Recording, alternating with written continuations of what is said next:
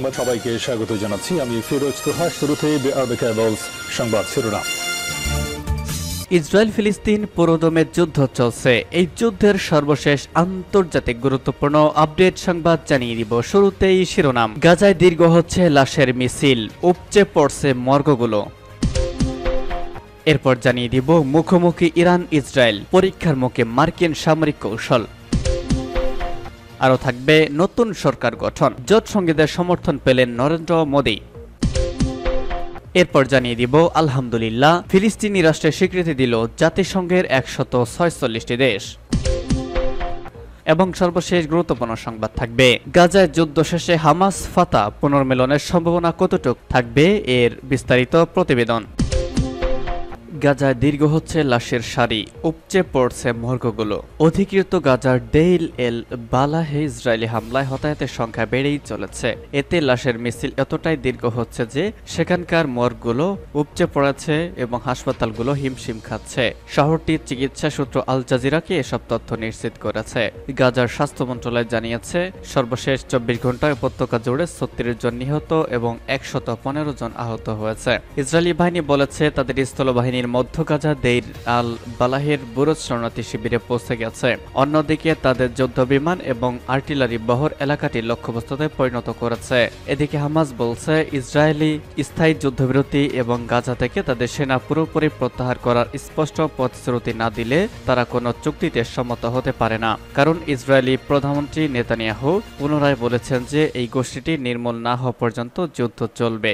গত 7 অক্টোবর থেকে গাজা ইসরায়েলের চলমান যুদ্ধে এই পর্যন্ত 36,586 জন ফিলিস্তিনি নিহত এবং 83,074 জন আহত হয়েছে। বিপরীতে হামাসের হামলা ইসরায়েলের মৃতের সংখ্যা অন্তত 1,139 জন। এছাড়া এখনও গাজা হামাসের হাতে বন্দী রয়েছে কয়েক ডজন ইসরায়েলি নাগরিক। মুখোমুখি ইরান ইসরায়েল, পরীক্ষার মুখে মার্কিন সামরিক কৌশল। ইরানের বড় আকারের ক্ষেপণাস্ত্র ও ড্রোন হামলা ঠেকাতে ইসরায়েলকে সহযোগিতা করা যুক্তরাষ্ট্রের একটি বড় সামরিক সাফল্য। এটি ইঙ্গিত দিতে পারে যে ইরান ও ইসরায়েল যুদ্ধ থেকে বেরিয়ে এসে সরাসরি মুখোমুখি অবস্থান নেওয়ার ফলে আগামীতে যাই ঘটুক না কেন ওয়াশিংটন খুব ভালোভাবে প্রস্তুতি রয়েছে। কিন্তু বর্তমান ও সাবেক মার্কিন কর্মকর্তারা বলছেন মধ্যপ্রাচ্যে বড় ধরনের ও দীর্ঘমেয়াদী সংঘাতের জন্য প্রস্তুত নয় যুক্তরাষ্ট্রের সেনাবাহিনী। সংকট আরও তীব্র হলে পেন্টাগনকে হয়তো অঞ্চলটিতে নিজেদের সামরিক প্রয়োজনীয়তার বিষয়টি পুনর্বিবেচনা করা লাগবে।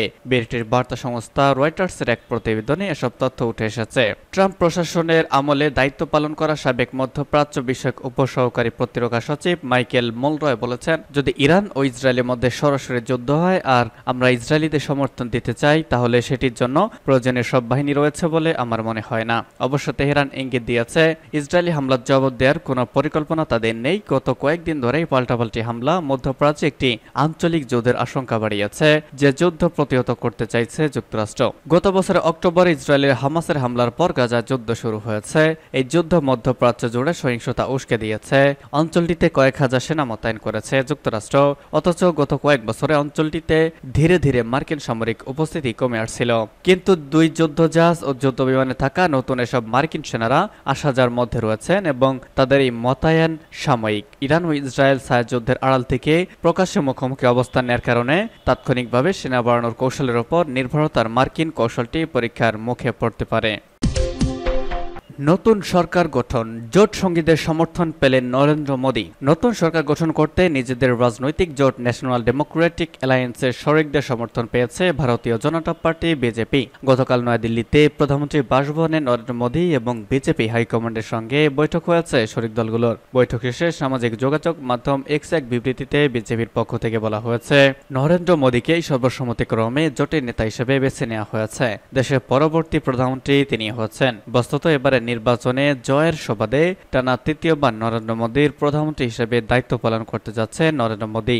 এনডিএর সব দলের পক্ষ থেকে তাকে সমর্থন নিশ্চিত হয়েছে বলে গতকালকেই বিবৃতিতে জানিয়েছে বিজেপি। বিবৃতিতে উল্লেখ করা হয়েছে 21 নেতার মধ্যে রয়েছে তেলেগু দেশম পার্টির নেতা এন চন্দ্রবাবু নাইডু এবং জনতা দল ইউনাইটেড এক প্রতিনিধির নাম। নতুন সরকার গঠনের জন্য লোকসভার প্রয়োজনীয় 272 আসন নিশ্চিত করতে এই দুটি দলের সমর্থন বিজেপির জন্য সবচেয়ে গুরুত্বপূর্ণ।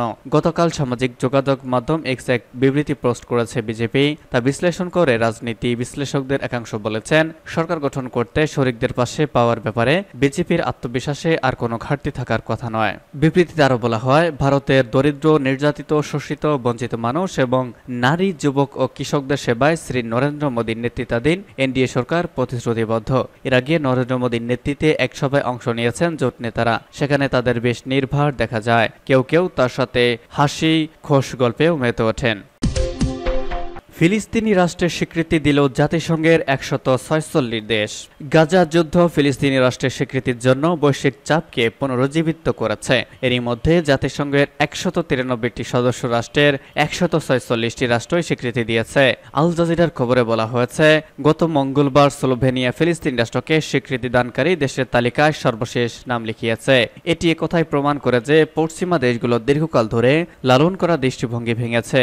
তারা আগে চিন্তা করত যে ফিলিস্তিনিরা কেবল ইসরায়েলের সাথে শান্তি আলোচনার মধ্য দিয়ে রাষ্ট্রীয় স্বাধীনতা অর্জন করতে পারে। সূত্রটি আরও জানিয়েছে, স্লোভেনিয়া মূলত স্পেন, আয়ারল্যান্ড এবং নরওয়ের পদক্ষেপ অনুসরণ করেছে। তারা গত সপ্তাহে ফিলিস্তিনি রাষ্ট্রের স্বীকৃতি দিয়েছিল।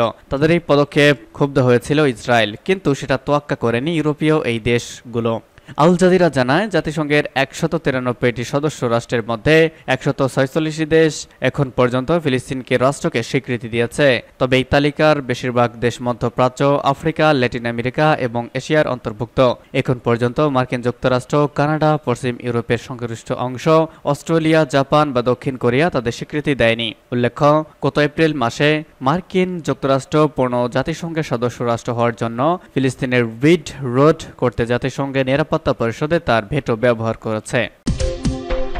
গাজায় যুদ্ধ শেষে হামাস ফাতাহ পুনর্মিলনের সম্ভাবনা কতটুকু?